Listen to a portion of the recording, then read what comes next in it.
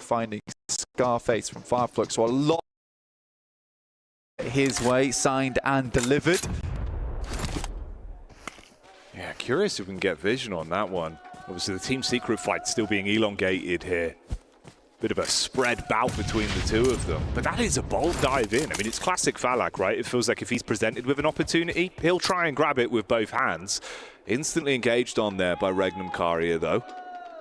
You're tempted to take the high ground that sits over towards their western side. It's an okay spot. There is a lot of sight lines looking down towards it. And I think Regnum Karia is just pulling themselves off from that angle as well. Now they know that the shot's coming in from the eastern side. It's smart from them. See if Noki's able to pick Falak up again. Regnum Karia might just be baiting that knock.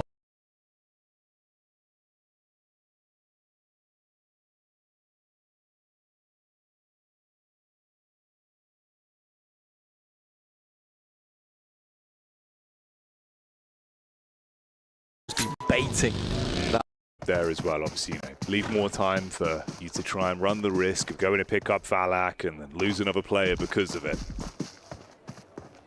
There's a lot of fighting going on down the side. I'm glad we actually stop in with rechs as well as E-Arena. E-Arena has been impressive.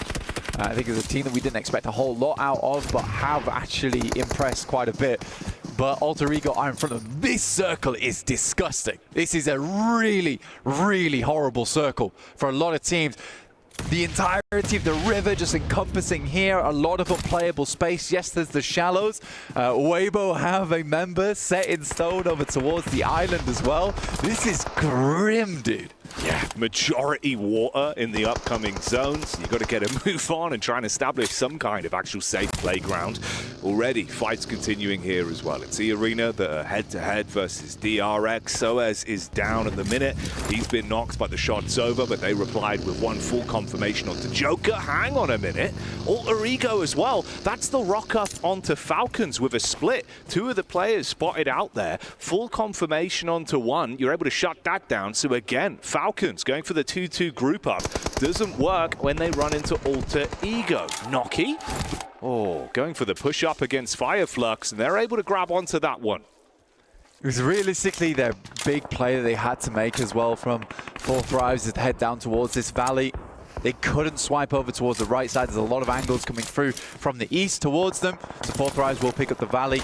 They know they can't push over towards Regnum Karia after they lost a player. T24 goes down in the back to an angle. Hard to pick him up as well. We'll have to crawl across.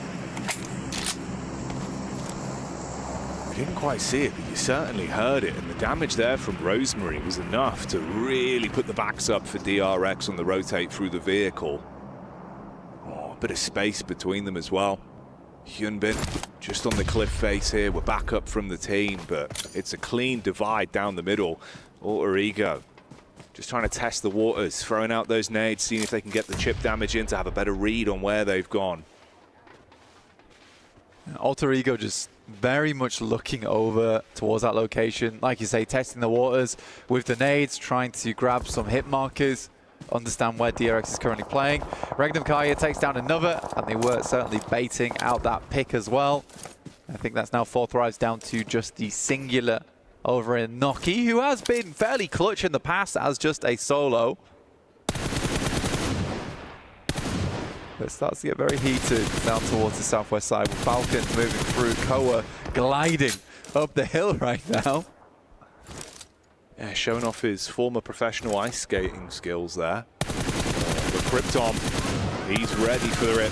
Open ground, no cover, no trees to provide any semblance of protection. So it's an easy burst. And suddenly it goes down to 1, just Koa. Obviously, Falcons have preferred to play these fast, slower games on Sandhawk ever since they went into that survival stage. Something changed. Still, though, you've got teams just throwing you into the carnage in these lobbies. They just don't get to play the way they want to. Non-Shin Red Force even making an appearance over in the Elim feed versus E-Arena, whilst Koa just has to sit and hope. Yeah, Foucault is going to get hard. And again, this is the big difference between Falcons and a team like Alter Ego, where the Falcons just took too long to make this cross. Yeah. Alter Ego was much more prepared to take the risk. And I think in the playoffs, especially with Smash ruling, you have to take risks on day 1 and day 2 if you want to make it through to the end. This circle actually pushes over towards Boot Camp, actually giving Nongshim Red Force an area to play on the coastal edge of Boot Camp. I think that is one player going down from Horror, actually. Weibo Gaming with he actually holding his own. Does have a teammate in Suk over towards the western side, so big split coming through from Weibo. It really is only a matter of time until Koa goes down, but you could see the backstab there, at least onto Alter Ego, resulting in one player being knocked. So a bit of a stab up close and personal with a cook on the nade as well. Horror looking to get revenge against Weibo. If they push their way up, cheeky nade could be enough. It's a molly through the window, set fire to the cover that he's got to work with. Shots in the back line. That's Yangon that are coming in from the side as well. They actually get that full confirmation onto he as he peeks and know about Sleepy. Yangon gets very lucky. Right, up towards the top side. They have had some good elims so far. They've been controlling the zone. That's 4 thrives now out. But for Yangon, this circle is just unheard of, right? It doesn't happen very often, but it's giving Yangon way more time than they necessarily should have had here on a Sandhawk Northwest circle. And they just get to play it out as 4. There is not a small possibility that they're able to get across the shallows and start actually working the game here. Oh, the Wild West maneuvers coming in. Don't want none of this, brother. Running this. They've begun in this. And Hyunbin hitting like the Buffalo Soldier up close versus Nongshim. Red Force shuts down another one. There is a couple trades back, though, so DRX still suffering from casualties. And Nongshim, they have been very aggressive in the games we've seen. Even when it feels like they could opt to play slower, play passive, they get riled up and they take the fight to you. Sometimes it's been problematic. In this instance, it's working well.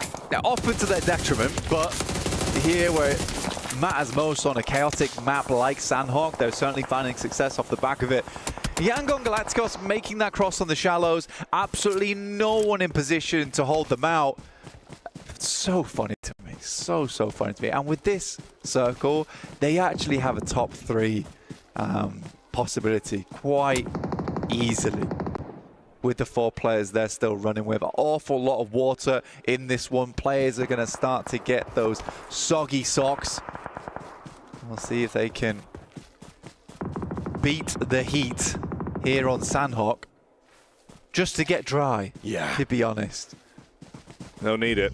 Couple hair dryers, sort themselves out like a day at the theme park, Blank. Quick reset after a splish splash on a water ride. For Alter Ego, as much as there was that knock in the back line, Weibo were able to get an angle onto them. You reset from it. Oh, instant tag out, and they crash onto this immediately. Suk with the DBS, taking the advice of the analyst desk. Let's see what he can do up close, though. Good with the first. The Kryptonite against Krypton. Read on the angle. Alpha, see you later. But the backstab is good to save it. This is the problem, though. We currently have Alpha Gaming coming in from that western side, and this is a bad fight for Alter Ego versus the solo. This could be easily third-partied onto. Teams can start to move up. Oh, instant engagement to Alpha, though. Rosemary, he was the man in the back line that got one to open it up and bide some time, but it's a quick response back, Blank. But that's all they needed. They just needed to buy time, and Rosemary gives his life for it whilst they prepare themselves to get back up again. Alva waiting on the doorway, sees a player get out, but there's hard cover in position. But he's going to take the time with a single grenade. Let's see what Reefers can get done with this one. It could be gigantic. Oh, it misses.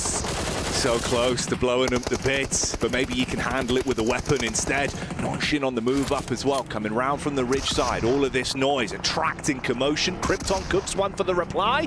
Bounce out the window on the lip. No damage done. Reefus still just waiting for an opportunity to shine, but Alva strikes with the DBS. There is going to be so much fire coming their way, and Alter Ego laid low by Suk with the DBS. Puts away the bow and arrow, but it's a bullseye straight to the guys from Alter Ego. With only Krypton remaining, tries to take down the final players from Alpha Gaming who got ahead of them. Yangon Galacticos currently dealing with Nongshim Red Force, but they have been the beast inside the lobby. Yangon. Nades over the top. Meanwhile, in the elim feed, you can see Regnum Karia taking shots from Hora as well that are playing with confidence at the moment. Just wide on the nade. Panic. And it's not going to work out the way that they were hoping for. The team's getting fragmented. A sliver of HP is all they have. And with that, it's confirmed that they go down. We say goodbye to Yangon. No chance for the chicken dinner, but potentially a surprise in store for Nonshin. Push up on the ridge side with Doc getting close. He's still got nades to play with. Alpha, the big dogs here, looking to push things further. Currently in third place on the rankings. 2 players to work with. Doc moves up, moves forward. Nongshim Red Force, can they be shut down? Sleepy will be taken out by the play zone, trying to play out that match on the northeast edge. Ida, through all of this, despite the early rundown from Alter Ego, have lived this one out in a compound on this eastern side of the Northwest Island. Kept it chill and look to get quite a few points off the back of this. They are unfortunately being a little bit passive on this one. I feel like they could get a lot more control down towards the southeast side. That compound is nice for cover, but look at all this space that they could be taking. So many wide open sightlines and the potential for a lot of these elim points to be soaked up by a few of the teams that are further ahead as well. When you think about Nonshin Red Force with the game they're playing right now, if they can just roam in, close down on Alpha, there's much more that can be done. I think the thing is for Ida, they're just scared playing as 2. Doxy will find one. Benny looking over towards Doc now, and it's a good shot backwards somehow, some way. Alpha Gaming come out on top. It's an incredible performance from Nongshim Red Force. They're angry, but Alpha's here to calm them down. The simmer pot finally sits tranquil as Alpha Gaming need to keep pushing here. What an incredible performance from Doc. So low HP, but that adrenaline was thumping. Oh yeah, Nonshin seeing red off the back of that one. Disgusting plays. Doc, the doctor is certainly in the house and he's looking to operate this one cleanly. They can buy time for it now. Slow it down a little bit, keep the pressure on. 3 teams, 6 players, 2 on each. It's the battle of the duos. You know, what kind of dialogue these squads can have with one another going forward. Will it be argumentative? Will it be a complete shutdown? Or will it be a drawn-out conversation? And for Alpha, it's the dream scenario with the teams being ushered closer towards them. The zone starts to force you forward. Loxy was always looking for this lockdown sightline over towards Ida. He's able to grab one with the play zone assisting as the 3rd man for the squad of Regnum Karia. And they look to take the fight straight to them. Cheeky peeks on the head. Doc throwing up for the fists. Silas? He can grab it. Silas commits on the drive-in. Instant pick-up from Zol, and it's just Loxy left. Leaves it all down to Loxy, and Alpha Gaming look to put a win on the cards. 2 internationally gifted teams, but it is the squad of killers that will come out on top here. An incredible beginning to day 2 for Alpha Gaming. In the playoffs already yesterday, Alpha Gaming were able to find placement after placement, surviving late into the early flow of games that we saw. But they're not content with just placements. They want raw chicken dinners to kick off today, and they make it look clean. Heads-up maneuvers, the crash from Nonshin Red Force, the fact that they handle that one and then go on to win it, that is an amazing opener. It's a team full of big egos on the side of Alpha. It's in the name, realistically, but the fact that the companionship looks so good on that squad right now, everyone's working together. Doc looks nowhere near as outrageous as he used to. He's playing hand in hand with the squad there to get big wins, especially like this one over on Sandhawk.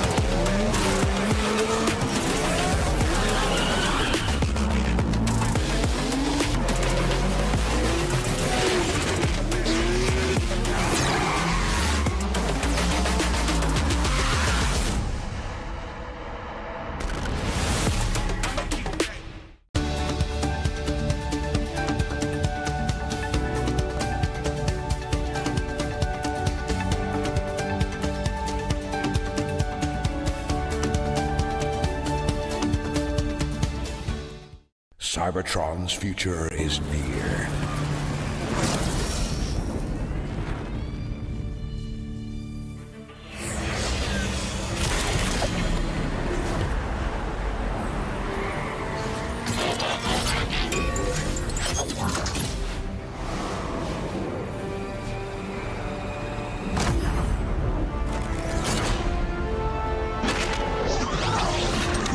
Autobots, roll out!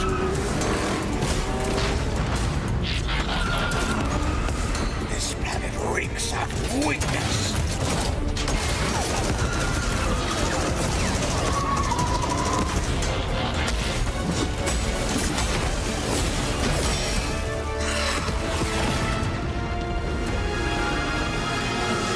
Your courage reignites my spark. We'll crown a new lord of Cybertron.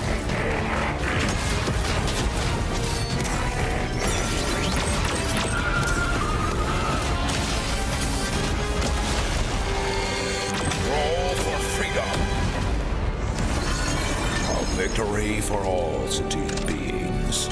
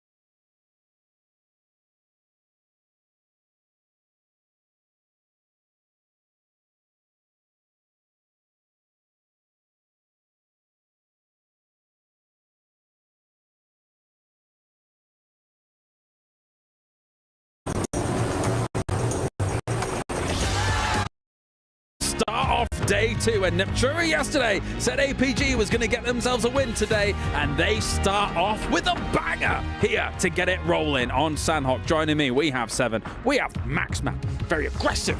Here for this aggressive Sandhawk 7, where APG gets the win. It was aggressive, but I mean, to be fair, APG didn't really have to do much. They lost a player early on. They were sitting in a compound for the longest time. One thing I do enjoy is how proactive this team was to just fully clear Thunder Talk. As soon as they saw Thunder Talk getting a little bit closer, they went for it. And Doc, I mean, we got to talk about Doc. He keeps clutching it for the squad, being the last one alive there at one point. And on top of that, being able to pick up Seoul, which ultimately, I mean, that duo is just nasty. I mean, of course, when you're looking at it, Seoul and Doc are just going to be MVP contenders every single day of the week here. But 22 points on the board for Alpha Gaming. As you said, very quick rotation. Actually, the compound they went for was occupied by a solo of Ida. It was such a valuable compound that, like, we have to take this fight. If we win it, we're just going to be in a great position for pretty much the rest of this match. I think both of you were looking at Yangon, though, to be really flying away with this one, considering the position that they had 7. And overall, didn't quite go their way, which then it didn't go Nongshim's way, which then eventually it went Alpha's way. Yeah, for Yangon Galacticos, we actually enjoyed the 2-2 split that they had in Circle 5. We were saying, okay, they're just waiting to see what the next circle is going to be. They decided to regroup. It ended up working out for them. But surprisingly, Namjoon Red Force, a team that I've been just harping about, they're not aggressive enough. They decided to be aggressive, and I got to give some props to Namjoon Red Force as well, because this team, the way that not only were they able to just take the fight to E Arena, win that, and also set themselves up to defend fights against DRX. Yeah, a lot of props to DRX, E Arena, and the side of Nongshim Red Force, because a lot of teams understood, oh wait, keeps on shifting to the eastern side, western side of the northwestern island is not going to be valuable anymore because you're going through that big mountain that's held, as we know, by Thunder Talk. So then they just go for the wide wrap towards Trifecta to try and just survive longer into the game. It's a very, very smart play, but unfortunately, a lot of teams had the same idea, which means you have to fight for that rotate for it to pull it off. And as we saw, that didn't quite work out for Arena, but did work out for Nongshim Red Force. Here comes the match report, and the biggest fan of Doc on the planet, Maxman. Oh, he's so excited already. Talk to me. I like it. No, Wait, are you still a fan of Doc? I'm still a fan of Doc. Okay. I'm just not going to predict him and his on. team ever again. I've been hurt too many times. That means they might win. No, I predicted the close. last. You remember Star Wars? I used to always pick Star Wars 2. Never won. So did I. Yeah, and it didn't work out. I don't know why I joined you in your predictions, but yeah, for this one, yes, if Maxman does go anywhere near APG, the fans will be out in force to stop Max in his tracks. But taking a look at the highlights, 7. Yeah, I was looking at the first fight. We were talking about it, 4 Thrives. What are they going to be doing there with the hot drop in Hot Team? Are they going to be taking the fight once again with power? They did. It ended up coming out in their favor. I have to be happy about what they were able to do in regards to what they did, defending that hot drop against power.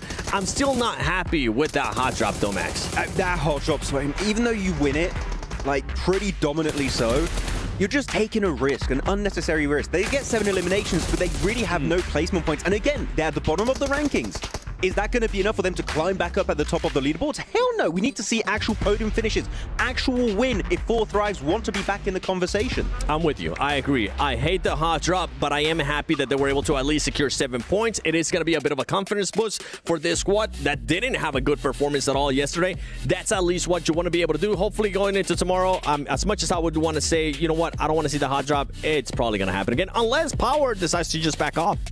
There was a world in that final moment of the game where Regnum Carrier could have done something about that. Obviously, they were sent towards in the G, but I was like, in the US, I was, where are we going? We need maybe a tree or some kind of cover there, 7, but nothing really materialized for Regnum Carrier. For Regnum Carrier, I'm starting to see a pattern here that what I saw yesterday, they're just playing a little bit too slow for my liking, and they're not scouting enough. Yesterday, it seems like they were just pushing into the circle late. It ended up working for them whenever they got the win because they were a little bit aggressive. I just personally didn't like the play.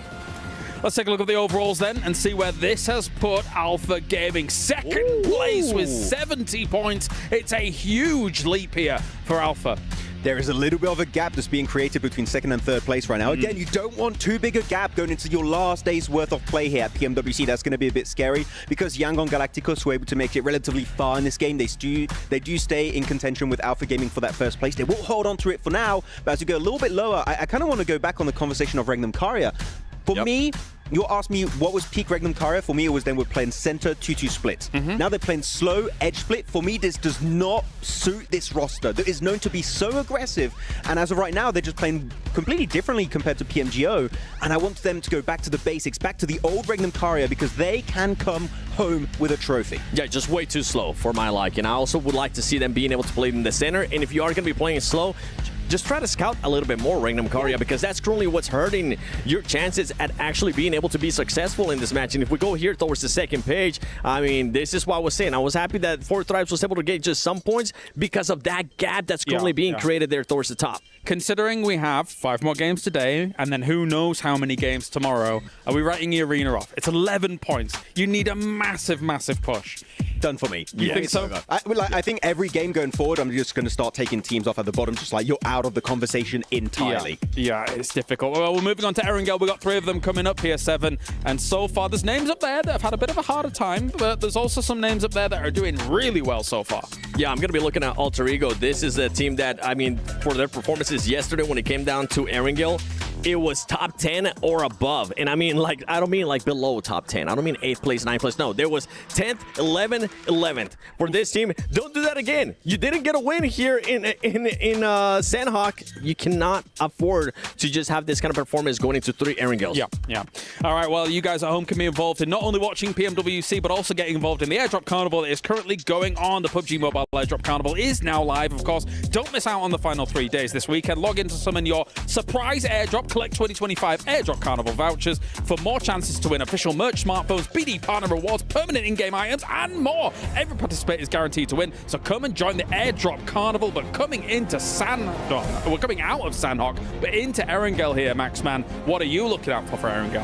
I want 4 Thrives. Back in PMSL CSA, that was their best map. They were doing so good on the map. They drop relatively center fairy pier. They can quickly rotate. They don't fight Alpha Gaming on the Western Bridge. Sandhawk, for me, it's a bit of a write-off because of the hot drop. Again, they can still get back at the top of the leaderboards, but we need to start seeing results right now. For you guys at home, make sure to tune into the map feed as well. It gives you so much information. You're able to think about those big macro plays. You might even be able to incorporate some of that into your game as well. There's no better way, from my opinion, than watching that map feed and see how these teams rotate, Seven.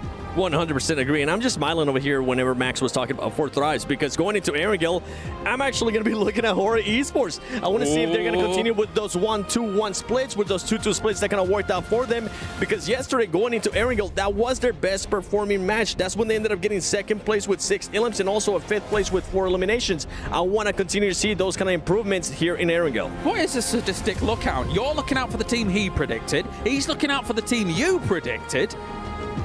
I just don't want to talk about the team from Nepal again. I'm playing it. You're trying to curse my team now? Yeah.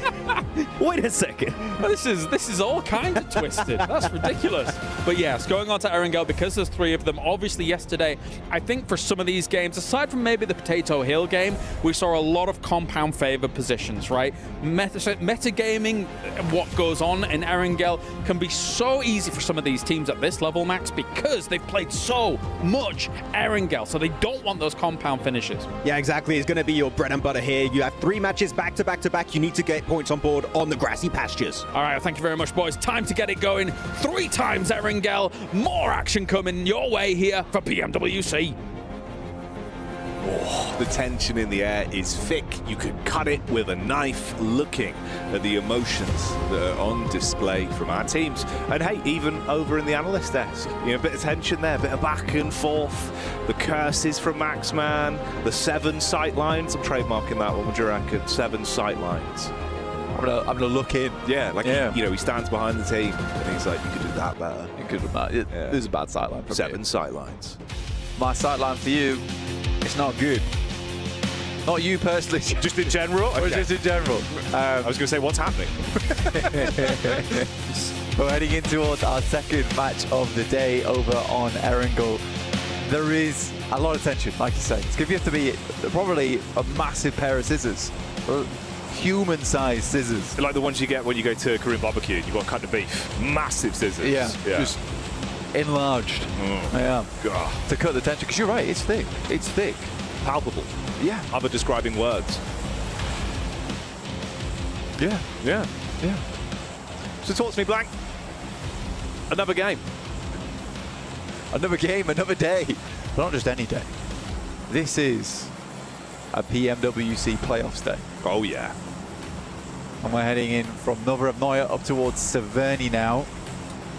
74 points for Yangon Galacticos, but look at that. That last game, Alpha Gaming puts themselves in a very good position to challenge in second place with 70 points, an exact 10-point average for them.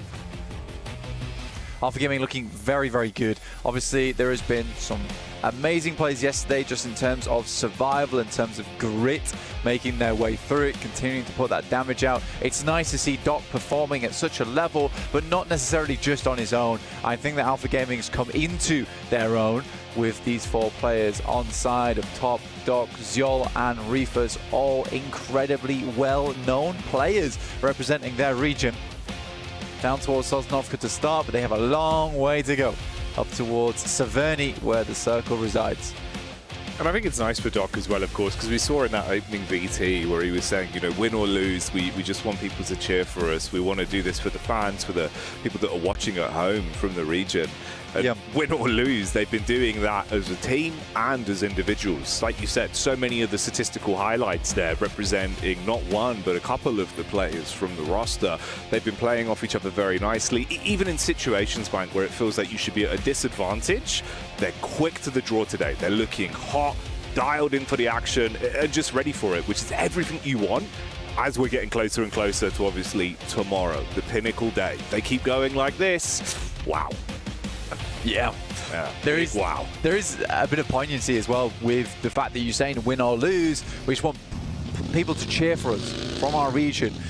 And I do think it's super important to bring that up, because in the past there has been moments where they have won yet there's not been a whole amount of cheering because it's a case of a lot of times, you know, Doc will go off on his own, or we'll make weird plays, we'll go for strange splits, and yeah, the game will be won, but was it won in a way that felt good? Probably not a couple of times for them over the years. And I think that here it really does feel like when they lose together, and I think you can cheer for that, knowing that they've done their best, that they went for rotates that made sense, they were aggressive when it was needed, and you can cheer for them all together. You're not cheering for one singular player at a time. This is a team that has developed nicely as this tournament has gone on. Throwing out some other squads though right now, Alter Ego quite far behind with 4th place at 49 points. It's a big drop-off, Jackie, between Alter Ego and Yangon Galacticos at 74 points, and then down towards 5th with 44 tied in place between Regnankaya and Ida, which is quite nice just in terms of storylines there for that team. But yet some teams will have to step it up, because going into our 3rd and final day, Smash rules will be in effect. Right now, you're just wanting to be as close as possible to 1st place to set yourself up nicely into day 3 on match point. I think it's an interesting one as well, because obviously you mentioned it there with Alter Ego. It's the fact that it's been their fragging power where they've been keeping themselves towards this top spot. But it's why there is such a big point differential when you think about placements. They're not getting as deep into games as we've seen before back in the group stage. For them as well, you know, you're just the one chicken dinner, actually, which it comes back to haunt you a little bit. Teams definitely spotting them out. Yes, they can still handle themselves, and you've got a good distribution of firepower with the gun skill, but looking for some of those placement games now, like you say, try and leapfrog further up to get yourself back into a focal position towards the top spot. We get power on our screens as well. Another team that similarly, it's been down to a lot of their work when it comes to taking head-on engagements, hot drops, late game developments where you're looking at sort of 9 to 10 eliminations. But again, teams have scoped them out. They're stopping them from making it too far into the overall flow of the game. We'll see if maybe that will change here for a few of our teams. In the meantime, let's take a look on that northern side. Regnankaya currently sat fairly central, looking to push further into this one. For Alter Ego, like you were saying, placement points are a little bit of a scarcity. Definitely not like they haven't got any here, but in terms of Alva's scouting, that was the main thing that kind of made them look special in their group stages, where it was very easy for them to cut themselves away in towards that end game. Definitely different here when you get to the playoffs, where you're playing against the best of the 24, right? Very much confirmed onto, well, not always those rotations are as easy as they were in the past for them. Alva's not finding these critically unclaimed areas of the map. But still, that last game was just it's a worrying one, but also a promising one, where they get taken down essentially by Sook. He gets a shot, like you were saying before. It was a nasty one that came through over towards Rosemary and one of the players early, so it just slowed them down. Then they move up, they lose 2 on the knock, which allows Alpha Gaming a very clear approach over towards their position. That could have been an amazing game. Just a lot of little mistakes came through, which led to them just not having that opportunity. These sorts of things just can't really happen here in the playoffs, especially when you're playing 3v1 and you're losing 2 players on a knock. That must feel very frustrating. So for a lot of teams who did have those mistakes last game, day 2 is all just about being able to reset game after game after game.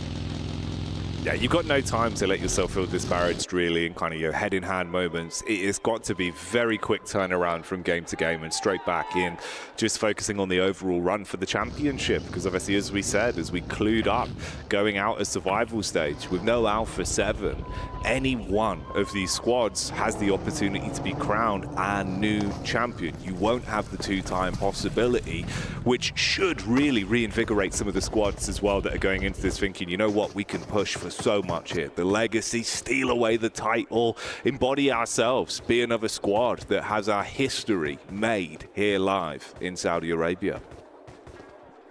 Let's take a look at the rotations going through now. Alter Ego, they wrap round over towards Stalbert. Nice bit of high ground to get good vision on. Horror actually finding Sleepy. We have a quick knockout towards Fahidan. Guy backs it off and takes a bit of damage. Nice shots from Alhaji, but there is a response which backs him off. Sky is going to crawl back over towards his teammates while priming another nade, and Jiggle's very worried about holding that angle there. Power's going to done a fantastic job here at keeping them at bay. It's the last magazine for Al Haji as well, with the shotty up close. 6 shells remaining for him. He was pre-firing on the corner, hoping they'd re-peek into it. Ooh, down to the wire there as well to go for the double back to grab the Hedam, but he will be able to pick him up. You've got cover. Hora aren't instantly engaging off for this, and there is protection at least from the rooftop side there, slightly further back. That's easy. A man that is incredibly crisp. He can take the window peek. Oh, nade over. Seeing if they can get that one on target. Nearly, but not quite hitting the mark. It's one of the very, very open compounds on the northeast side of the map, just underneath Stalber. This does isolate the fight a little bit. No one's really wanting to run into this one because those sightlines are so open. Does happily contain 2 teams. For Hora, they're figuring out whether this is worth it to them, right? Is it worth it to continue this fight? It's likely not going to end up on this side of the map, and it does not as we shove over towards the western side. The good thing for Hora is they did position Power further away to the point where they could make a getaway first. So they're absolutely going to be ahead of Power in the coming moments. Yeah, you can set up quicker, which at the end of the day will be far more worth it than running the risk of both of them scrapping it out and you limp away, even with 1 or at worst 2 knocks there if they did take down Power, or vice versa with Hora falling. So it's just not worth the risk. They call it quits, especially with the placements that they're both in 9th and 10th place at the minute. We also get vision of 4 Thrives again. Obviously, this is 4 Thrives that have really been struggling in some of these games. They took some uncomfortable early game exits back in day 1. They were able to upset Power on the hot drop here going into day 2's opening game. It's Team Secret that were near them, but you've got close grouping, even with Fireflux that are moving down from the bridge side. A little bit of scouting from Scarface. Small amount being done there. Identify where teams are playing. It's quite difficult around this area as well because there is a lot of slopes. Does deny those sight lines coming through. Information cut off a little bit. Working in the dark. Find a flashlight to figure out the pathways through.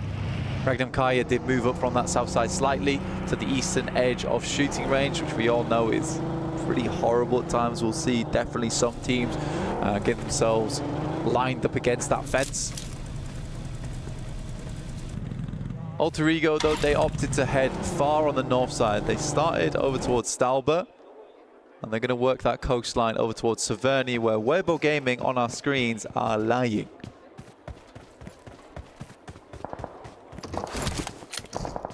It's been nice to see, at least for Weibo as well, the way they've been able to play even when they're split. Even if it's a solo player, there's been some really good heads-up calls in terms of the impact they've been finding with the gun skill, which has been fun to watch. Obviously for them, you do need to try and push for a bit more, keep those points building. Potential to leapfrog a little bit as well with how close the grouping is there, all the way up from 8th place to just behind Alter Ego in 4th, if they could have a great day of it with some of the squads above, struggling at least into our game here. The gas on side, refueling, getting ready to go. Quite a bit of space on the northwest edge of this map, which is unclaimed right now, Jackie. Teams will probably have to move out from Rozhok soonish, and the island that sits between Yangon Galacticos on their lineup on that southwest side. It's a pretty awkward circle a lot of times for squads. There's few areas to really post up and stay for a long time, but we're centering on shooting range. Now is actually not a bad time to pick up those buildings that sit around shooting range. You can get naded into them, and the fence around it does provide cover, but it's better than nothing. You got Ida that almost looked a little bit camouflaged there as well, and they're late roaming towards the circle with the blue matching the actual blue itself. Thunder Talks taking a bit of damage from the side as well. That's Fireflux that have been scouting out, obviously looking for an opening opportunity to get thrown into an engagement here. You got the hovercraft for the quick getaway, so they can at least keep themselves moving. All squads still currently standing. Only one player has been removed from the equation over on the side of Falcons. They're down to a trio, but we might lose some more players here. The close quarters crash comes in. They dive out of the back of the hovercraft, but straight into the forefront of Weibo. They're able to deal some damage. Oh, ring around the rosies, but they're starting to fall down from the third party of DRX. Now Power moves in as well, sweeps round, they get a lay of the land, figuring out where these players are. A second swipe comes through, and nades would be easy to send over towards that location. Power still figuring things out though, and opts to just send it slightly further back. Easy has the 2 nades to work with, but it's not to go in. So funny that AJ just kind of throws that hovercraft in, hoping to catch a few of them on the approach, just squash them all. Doesn't get any, and then proceeds to sit in the hovercraft thinking about what he's done. Yeah, time to reminisce, and probably not memories that you'll really want replaying if you have that visual memory. Not ideal whatsoever, and that is how we say goodbye to our first team, at least here as well, with Thunder Talks now going down fully off the back of it. Alpha Gaming, Nonshin, Red Force here, right near each other. Obviously Alpha Gaming, and the difference is they've been able to make some heads-up calls towards the late game, whereas Nonshin, it feels like it's very aggressive PUBG Mobile, right? As soon as they catch whiff of an opportunity, they will dogpile on you and not stop. Nongshin's scary. I think the 7 was talking about on the desk, how they looked great there. And I think that it's hard with Nongshim Red Force to figure out whether what they're doing is a great play or a bad play, because when it comes to those engagements, they look really good, but how many of those engagements could they have not taken and still found a good game off the back of it without having to waste resources, find bullet holes in their vests, and just move on looking a little bit more clean. Yangon Galacticos over now towards the southwest side. They've been working the problem, working the issue, and now they're holding out Ida, who did try and cross on the island. And I think they've done enough now to slow them down, to make their approach really, really hard. Alpha caught whiff of the arena on that drive-by, but trying to dive out and actually be in a position to get the opening shots off before you lose a player was not worth it. So they've had to keep chicaning around and look for better cover to at least pull up for now. Obviously that's Weibo that are slightly off ever since they had that hovercraft crash that came their way. Fireflux might actually take the punch straight to E-Arena. Joker's been getting a lot of cover down for them, breaking up the sight lines with the smokes at least. Ida eliminated. The Arena recalls the rest of the team back into the action. There is one knock that goes through. Fireflux do get the center of the circle on this one, on this small plateau that they're working with. I was really hoping for a shooting range finish, honestly. It would have been very fun. Sort of like a maze in there at times. Sook finding Reefus on the knock here for Alpha Gaming, who did set up, and they've been in a world of hurt for a long, long time after Thunder Talk sent in on top of them. Try to sit that hovercraft down on Weibo. Tony K having a couple of turns of his own, getting the 360 scope of the land. Oh. Wow, maybe he didn't read it as quite as well as I thought. Yeah, not quite the full scope of the land. Didn't spot that rock, but luckily they don't punish off the back of it. 90% efficiency. That 10% goes a long way. There's Alter Ego. This is an interesting rotate actually, and they're rotating directly over towards Nongshim Red Force, which again, they are a terrifying team. They're still a terrifying team, even though they make mistakes sometimes. You've got to admit that their prowess when it comes to engagements, horrible to run into. Krypton immediately gets knocked down by Sleepy as well. That's over towards the north side because he was slightly late on the rotate, scouting over towards the west, desperately trying to find an area that they could play in. At least they have information over towards Horror there, and Krypton's death was for not for naught, essentially. Rosemary, shots down range. Making that one look like the Major 14. Clean connections. It's a nice way to open it up and at least get some bite back over after the damage was done onto their team. So you take Krypton, will keep trying to take heads off of you. Quick switch to the secondary as well. Barrage of bullets keeps on coming in, and they're relatively pinned as well. Regnum Kari is seeing the opportunity for this. Toshpick actually with the explosive bow as well. This one could have some sparks to it, Blank. It could do. I mean, able to get some damage over the top. Alter Ego, they explode a vehicle and it ends up in misery with Sleepy hitting the deck. He's going to take a nap on this one for a short whilst the rest of the team desperately tries to wake him up, shaking him inside that ditch. 15 arrows left. I mean, you can kind of just zone on this and nip at both of the heels. You can keep it uncomfortable for either squad. Ooh, okay. I mean, uncomfortable being the operative word for him now. Quickly, get your head down, reset. Good shots back up towards Al-Haji, though. From Wild and Loxy. Instantaneous reaction. Horror's going to try and send some nades their way. A little bit further, probably would have found Toshbek. He's got no first aid kits. He's running on 10 bandages, which is not an ideal scenario for them. Fireflux, though, with an awesome position over towards the center. Same with E Arena. Alpha Gaming will need to circumvent shooting range. Get themselves out of there. Target practice in terms of where they'll land on the map.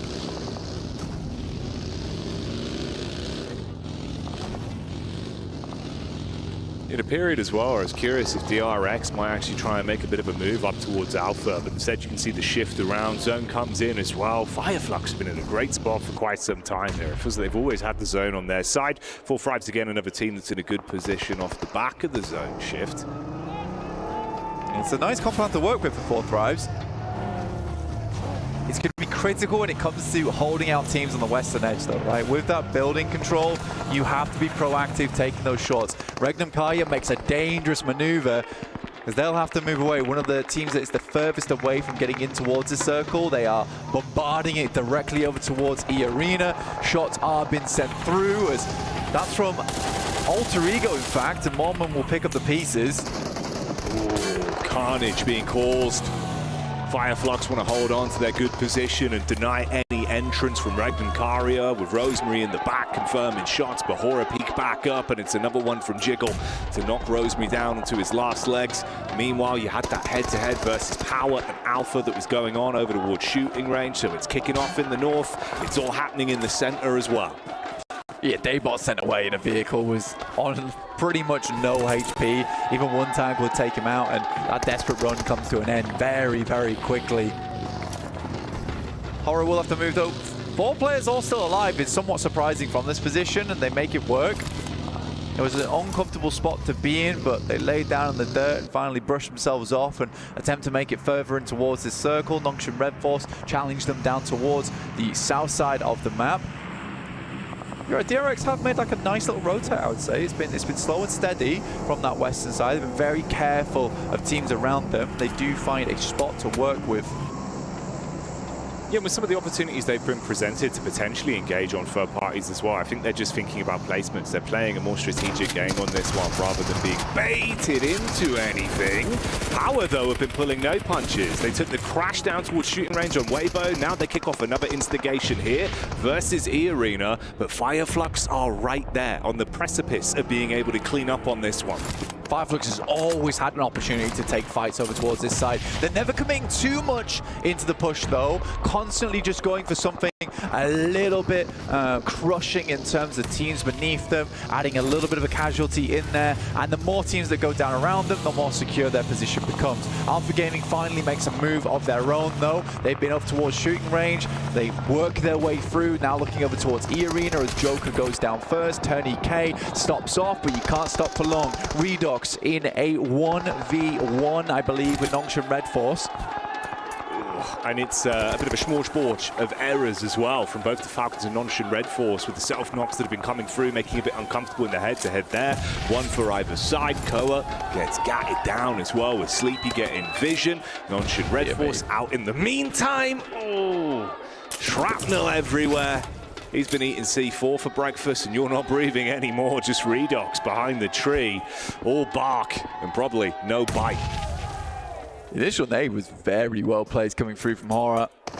Still have all players up, by the way. One is knocked, but they are in the process of picking him back up again. Circle moves back down towards the southwest side. And this is definitely one of those games where if 4 Thrives cannot convert on this for a chicken dinner, you're counting them out. Like, this is a massive opportunity for them. DRX, potentially a big opportunity in this exact head-to-head versus Alpha as well. It'd be a squad you want to take down, make it more uncomfortable for them. Uh-oh, the fire and flames burning down Reefus, but top trade straight back with 2 clean tags over on the DRX, keep him pinned in position, pop up from Yunbin. This is the man that can do so much. A bit of a king in the game in PUBG Mobile, but what's he got for us here? Nice nade, bowls out. Rufus goes down off the back of it. Follow up in as well, rolling downhill. Chip damage on the dock. Meanwhile, Fireflux thrown into the head-to-head versus Aura that they're going to walk away with. But we're accelerating things big time right now with the circle pushing in over towards Alpha. M79 to drop those smokes quickly and easily. To create cover for DRX to reset on this one. They still have 4 players, but not for long, as Top once again re-engages with the Mini 14 at distance. This guy is deadly. Fireflux, like you said, great engagement over towards Horror. Kind of sad we missed that one, as it was a clean sweep from Fireflux.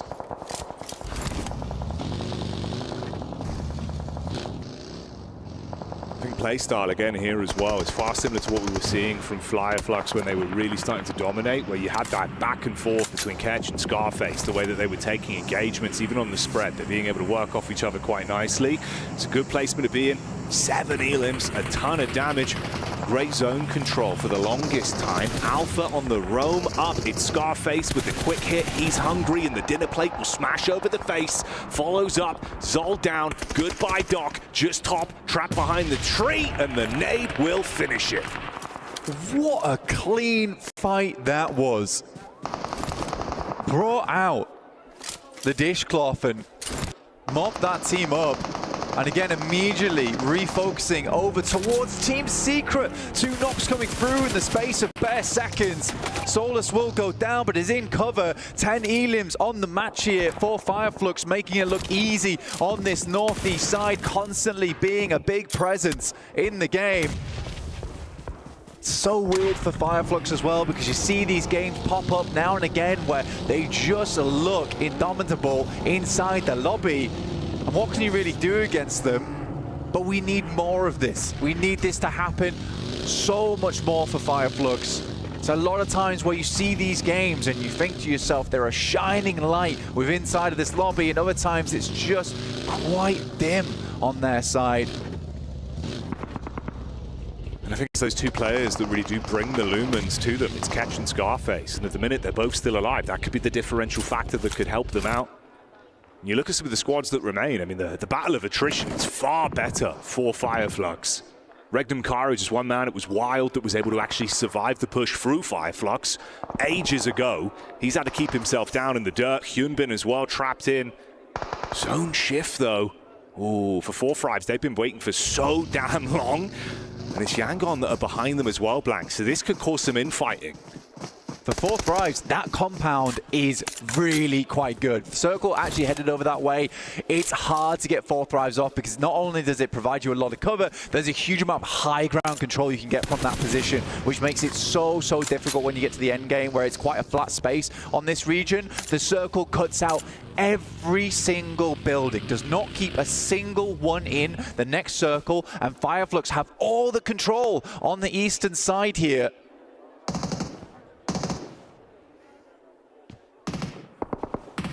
T24's POV here. There's been bullets whizzing through the windows for a while. Yangon just taking the peek over. Romeo's further out. Wild, hello. He finally makes a move with the DBS. Close quarters engagement could take Ketch out of the mix. That's going to be a bit of a sore sight for the Fireflux eyes, losing out on one of their players after what's been a blinding game for them, keeping all 4 alive for a good set of time here. Losing Ketch is a big deal. One of the prime players on that squad. Wild, though, you can't really ever count this guy out on Regnum Kaya, especially as a solo. He is hailed as one of the best solo players in the game. Mini 14 as well as a DPS. He's got long range as well as close range on lock, but it is IQ to find that shot. Hyunbin now waiting in the wings here between them and Fireflux, and they have no idea. Oh, Hyunbin. Belly down on the ground, sneaking up towards him. No one's got vision. Jumps up with the DBS. The right hook's good for 1, but they reply. They turn around. But again, it's Ish issues. That's all these teams had to do. If they wanted to cause problems for Fireflux taking the game itself, they go from 4-2 in the matter of a minute. The fire is sputtering here. They need to add more fuel to the flames of Fireflux. Losing both your top players here in the matter of minutes. Scarface as well as Ketch. The other boys now need to step up. Yangon Galacticos with 4 players playing it slow on the southwest edge for a long, long time. They've been quiet, but now look to be deadly. Mernat bringing the base. Bullet straight to the face. It's uncomfortable for 4 Thrives. Losing so much manpower. Falak with the peek up. Oh, target-rich environment, but the shots just don't deliver. And 4 Thrives are removed. Yangon bided their time for so long. They've engaged off the back of it and made it work. You can get the pickup as well. This has been an assassination of a gameplay coming through from Yangon Galacticos. They played it slow, they played it steady. Teams weren't really aware of their position. They've just been holding out, waiting for their time to strike, and their time is now. A long nade comes through from Fireflux, who wrap their way around over towards the western side. Team Secret still holding on desperately. White knuckle grip on that compound towards the eastern side, but finally they have to let go. And it really is no secret that this is the way they like playing these games. If you give them the stock to play passive, they will wait it out and go for the placements. Romeo, vision over, spots onto one, few bullets, witzing by. It's only 2 players there. They can trade off one another and opt to play this out just with the long con. With the fact they've got so much more stock in the bodies, it's Mernat that gets the first connection off. Romeo looking to deliver the Shakespearean poison, but there will be no resurrection on the side of Team Secret when they go down. Yangon Galacticos continue to wrap. Fireflux with Mernat, with Matcap as well as Solus. 2 players that can step up. Yangon Galacticos look to roam out. Frankie in a whole world of hurt, likely to go down soon, and Yangon Galacticos are just starting to sweep here. Fireflux have had no say in the decimation that's happened around this map. And you love to see it as well, because it's a head-up call from them. As soon as they got that first knock, they go for the controlled engagement, so not only stealing away 2 additional Elim points, but also now setting themselves up potentially for the grand prize that's just inches away from them. Coming away with this one with that first place on the chicken dinner. Yangon Galacticos currently in first place on the rankings as well. This would push them further away from any other squad inside the lobby. They have been so consistently dominant through the playoffs here. Now Fireflux have to move forward directly into the sightlines of Yangon Galacticos, and they're going to deny the points. It had been dawn, but now it is dusk for Fireflux, and Yangon Galacticos will be here when the sun rises, pick themselves up another chicken dinner and forcing themselves way up there in the rankings. A team that had to fight for survival, keep themselves focused game after game, but as soon as they've made it to the playoff stage, we have trained the true potential of this beast, this unit of a squad. And I think if this doesn't start to silence people thinking potentially, is it a fluke? Is it going to slow down? I don't know what will. There's a lot of doubters here for Yangon Galacticos. But we're just inside of their galaxy right now, and they continue to take ship after ship down here. Lasers are blaring from this team. It looks fantastic, it looks good, and it doesn't look like it's stopping anytime soon, Jackie. No, not at all. And they embody it there with the celebrations. They wrap it up and silence the competition.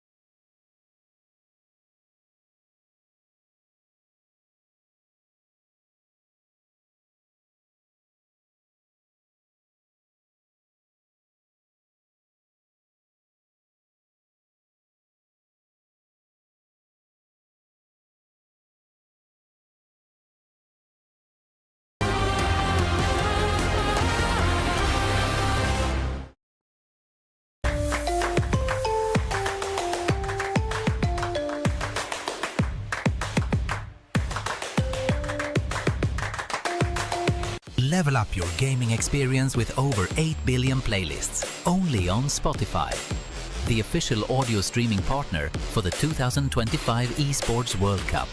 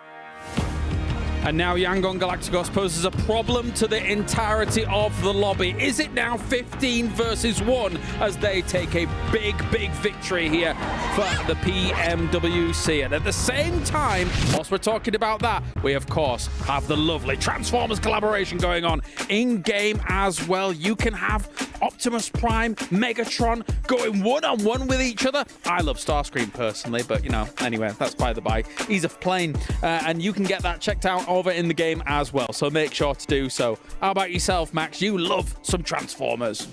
You've got to love the Decepticons. I've got the prize part. Yes, I do. I need to play more games to actually unlock it at the end, but I do have it purchased. I'm gonna be Optimus Prime in game. Fantastic. But let's talk about this game, right? You got Yangon Galacticos here, 7. Now with another win on the board. They were already in first place, and they're pushing it even further. This team is going from a surprise team to now just a sole contender for that championship going on to tomorrow. The way that they're currently playing, yes, by the way, congratulations, 19 points. But the way that this team is currently playing, Max, being able to just have splits, 3-1 splits, 2-2 splits, having Romeo getting the off angle has been so impressive to me. And another thing that has been impressive to me is how much control of a circle this team has been able to get. The thing is, they had a great position just south, actually, of 4 Thrives. They have, like, south of their compound, you have a little bit of a hilltop, and then it goes downhill. You're very safe. The thing that annoyed me is not the way they played, is that no other team tried to take it away, that strong position over to the western side. They pretty much were given a free tick into the late game, not because it was easy mode, it's just that no one else wanted to fight them because, again, their position was so strong. And we said it, they're looking good in the leaderboards. The fact that they're getting a win now, it's very scary when it comes to how the finals could be set up in day 3. I'm going to be looking at some of these teams here towards the end. Non-Ship Red Force, I was hoping to see a little bit more out of them. I was impressed with what I saw out of them coming out of Sandhawk.